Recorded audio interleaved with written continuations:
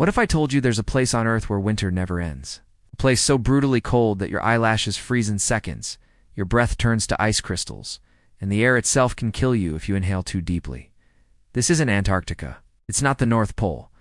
This is a village where real people live every single day, where children walk to school at minus 55 degrees Celsius, where cars have to run 24/7 or they'll freeze solid, and where touching metal with your bare skin can rip the flesh right off your fingers. Welcome to Oymacon, the coldest inhabited place on Earth. Today, we're going inside this frozen world to see how people survive temperatures that would kill most of us in minutes. Imagine a place so cold that if you stop moving you freeze. A village where temperatures drop as low as minus 71.2 degrees Celsius. This is the coldest inhabited place on Earth. Here, being outside for just a few extra minutes can mean frostbite, permanent injury, or even death. After only 15 minutes outdoors, my nose turned completely white. Ice crystals formed inside the cells, and the tissue began to die. 5 more minutes, and it would have been permanently damaged. When people breathe here, it sounds like dry grass rustling. That's the sound of their warm breath instantly turning into ice crystals in the air. This is life in Oymacon. To stay alive, I'm wearing over 20 layers of clothing weighing almost 14 kilograms. Stepping out of a warm plus 30-degree home into minus 60-degree air is a nearly 100-degree temperature drop. Even with reindeer fur boots, pants, and a coat, it's still not enough. Outside, ice crystals instantly form on my eyelashes. The skin stings. The entire village looks abandoned, frozen in time. Phones stop working. Cars freeze solid within a few hours. No crops can grow here because the ground is frozen year-round. Getting here was an epic journey. We traveled 7 hours by plane from Moscow to Yakutsk, then another 18 hours by road. We finally arrived at 2 a.m. to a temperature of minus 60.5 degrees. Our nose hairs froze instantly. We started coughing from the dry, icy air. Oymacon has about 800 people living across 1.5 square kilometers, but seeing anyone outdoors is extremely rare. The cold settles into this valley and never leaves. The ground here is permafrost frozen, solid for hundreds of meters deep. Homes rely on a central, coal-powered heating system that has to run non-stop. If it failed, people could die in their homes within hours. Wood basalt, wool, plaster, mesh, foam, more plaster, and finally, wood panels. Entrances are unheated and act like giant refrigerators used for storing frozen milk, meat, and other supplies. Every morning, farmers must protect their cows' udders with special cloth covers. There are no water pipes in the village. They would freeze and burst instantly. Animals have to walk to the river every single day just to drink. You can see steam rising from their bodies as their warmth meets the freezing air. My face went completely numb. My left side felt paralyzed. My nose started to freeze again. A local quickly rushed over and covered my face with his hands to prevent the tissue from dying. In Oymacon, everything freezes solid in minutes. Clothing, towels, laundry, you can hang it outside, and it becomes as hard as a rock. Inside the barns, special Yakut cows produce milk with 7 to 8% fat.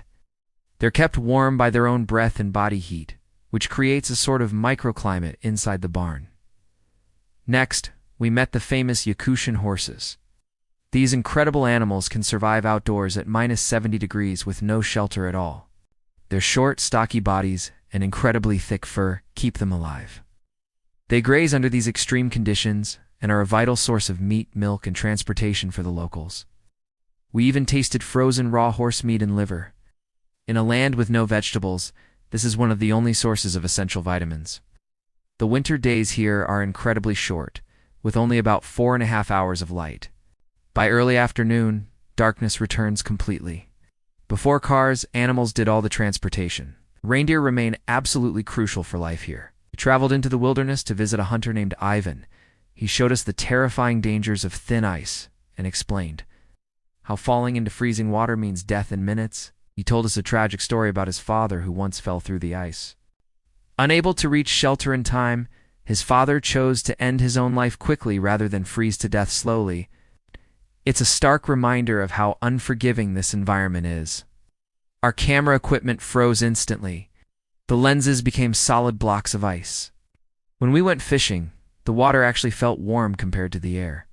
The The fish we pulled out froze stiff within seconds of hitting the surface. Ivan offered us some frozen raw fish, a key winter food loaded with nutrients. He also performed a ritual, leaving an offering to nature to honor the spirit of the hunt.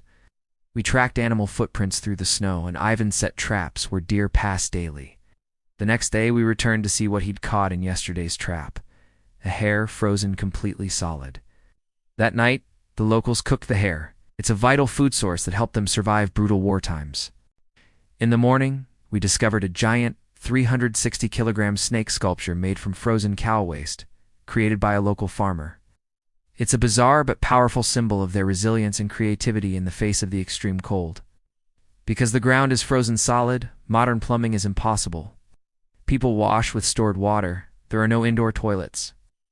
Outdoor cabins serve as bathrooms, where the waste freezes into tall pillars over time. Bathing is a weekly ritual that takes hours, cutting ice blocks from the frozen river, melting them on a stove, heating a special bathhouse with firewood, and even thawing out frozen shampoo bottles. Children wake up at 7:30 a.m. in complete darkness. They wash from indoor tanks, and then their mouths and noses are wrapped tightly to avoid frostbite on the walk to school. The school only closes if the temperature drops below -55 degrees Celsius. Ivan showed us a frozen wolf he had caught that morning. It's a brutal rule of nature here.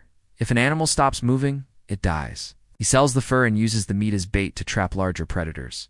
Vehicles must run constantly. If a car is left outside for even a few hours, the diesel fuel turns into a solid gel. To revive a frozen car, locals cover it with heavy tarps and blast it with jet heaters for 3 to 4 hours. We saw a car being brought back from death. Inside the heated garages, every wall and door is heavily insulated. After hours of intense heating, the car finally started. In Yukon, survival means respecting nature. The cold isn't an enemy, it's a constant companion. The Yakut people don't just endure this environment, they thrive by adapting, not resisting. This isn't just a story of endurance. It's a story of coexistence.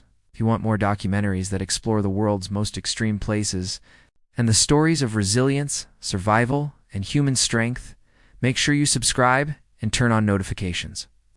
Your support helps us travel deeper, film harder, and bring you the real stories that the world rarely sees. More powerful documentaries are coming. Don't miss them.